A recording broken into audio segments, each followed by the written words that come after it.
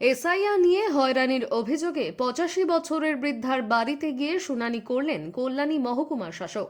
SIR সংক্রান্ত প্রক্রিয়ায় ভোটারদের হয়রানির অভিযোগ সামনে আসছে। বিশেষ করে বহু বয়স্ক মানুষকে শুনানির জন্য ডেকে পাঠানো হচ্ছে, যদিও নিয়ম অনুযায়ী বিএলওদের বাড়ি গিয়েই তাদের শুনানি নেওয়ার কথা। এই প্রেক্ষিতে এক মানবিক দৃষ্টান্ত স্থাপন করলেন কল্যাণী মহকুমা শাসক খুশি বিদ্যা শান্তি দেবী মাহাতো।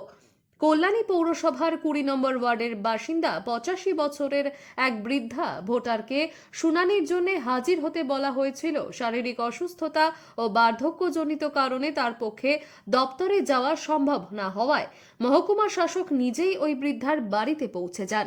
সেখানে তিনি বৃদ্ধা ও তার পরিবারের সঙ্গে কথা বলে প্রয়োজনীয় শুনানি সম্পন্ন করেন। প্রশাসনের এই মানবিক উদ্যোগে স্বস্তি প্রকাশ করেছেন ওই বৃদ্ধা ও তার পরিবার।